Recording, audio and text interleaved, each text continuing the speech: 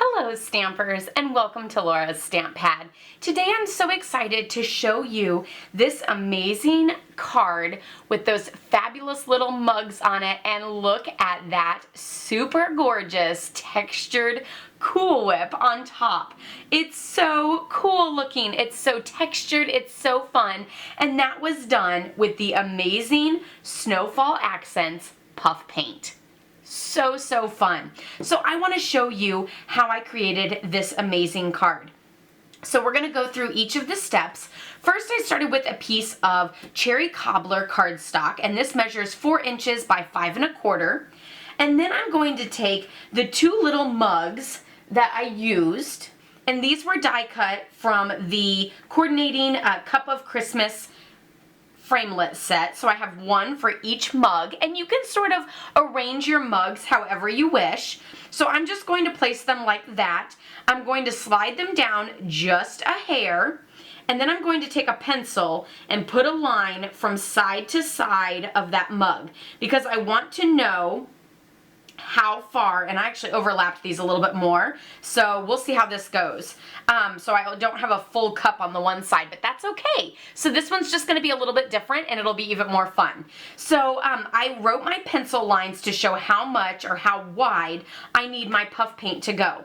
Now, a couple things about the puff paint. It is very liquidy, and you just need just a little bit, and then you can always build onto it. So start out with a little bit, go ahead and heat that, puff it up, and then fill in where you need it to be. So I'm going to get out the heat tool and I'm going to show you guys this, but I'm probably not going to talk during that because it's going to be hard.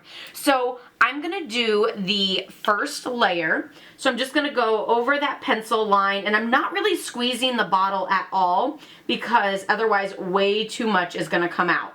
So I'm just kind of swirling around to get that little mound and filling in ever so slightly.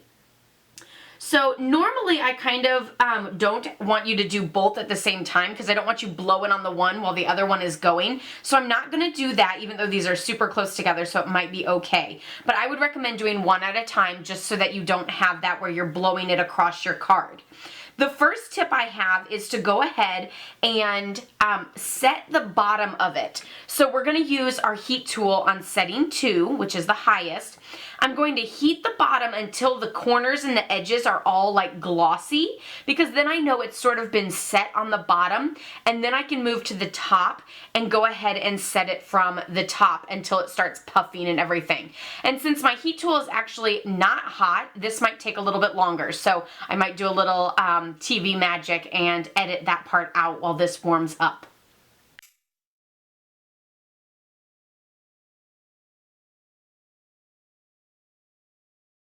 So I went ahead and finished out that first layer, and so you can see it is white, but it's also very crackly and thin, and I want my my Cool Whip to be fluffy and full.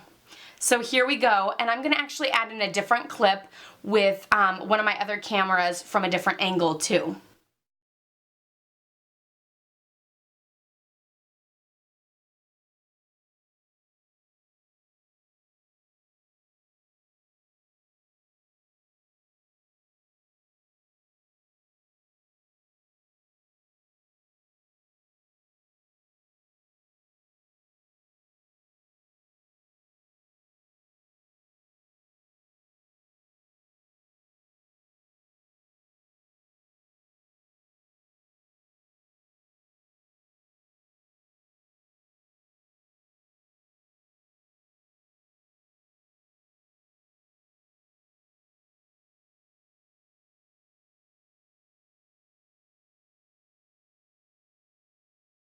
Okay, so now you see I have one of my little puffs, so I'm going to go ahead and do the other side now.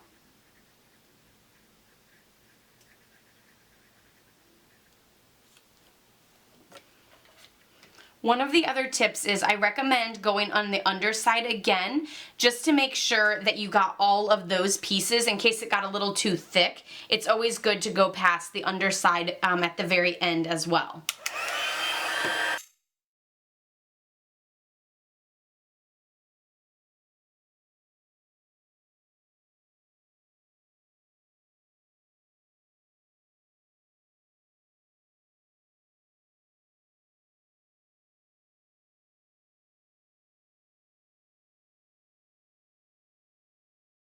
Awesome. So now I'm done, and you can see this side looks super fabulous. It looks very, very smooth or not smooth because it is super textured, but like more uniform, whereas this one's a little bit more lumpy. But I mean, after all, that's just the natural look of it, and that is what puff paint is.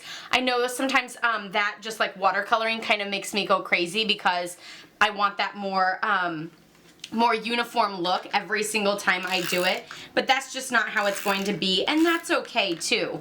So now I'm just gonna add some of my plaid designer series paper to the top here, as well as a little bit of the ribbon. So I'm just gonna add a little dab of ribbon there, or a little dab of adhesive there in the center, and then I'm just going to flip this over, and I'm gonna add some Stampin' Dimensionals on the back side to secure it. Securing the other side. Again, you want to make sure that you're attaching all of these extra layers after you've done your puff paint, because, oh, I totally just stuck my fingernail into that green shaded spruce. Because the, and now I stuck it to the table. Because that will actually melt your ribbon. We had that problem in class where we went over it one more time to try to dry up a little bit of it and started to melt the ribbon. So you do need to be careful with that.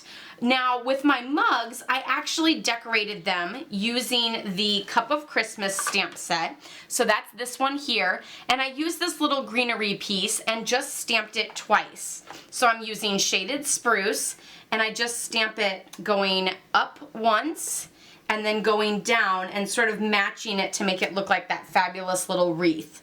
So super, super cute. Then I added these onto the card just right below that puff paint with Stampin' Dimensionals to give a little bit of texture. And then the greeting I actually stamped onto some scrap white using Cherry Cobbler, and one of the greetings from the stamp set, Sweet Christmas Wishes. So I punched that out with the pretty label punch, and then I also added 2 little rhinestones to the sides using the Holiday Rhinestone Basic Jewels. So I used the little green ones here, and I'm just going to add one to both ends just like that. So super, super cute. So again, I added all of those with Stampin' Dimensionals onto the card there. And then on the inside of the card, I added a piece of Whisper White measuring 4 inches by 5 1/4. And again, I stamped that little greenery piece on all 4 corners just for a little decoration. You can also stamp a greeting there in the center too.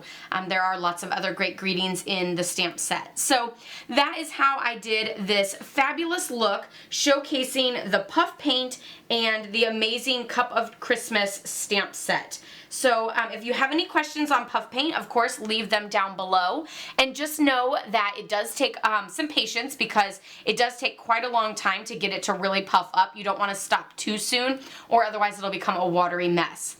Don't forget to check out my blog, laurastampad.com, for more pictures on these projects, as well as lots of other ideas using holiday catalog items. I'll leave a link down below for all the items that I used in this video so that you can get those too and create this same fabulous card.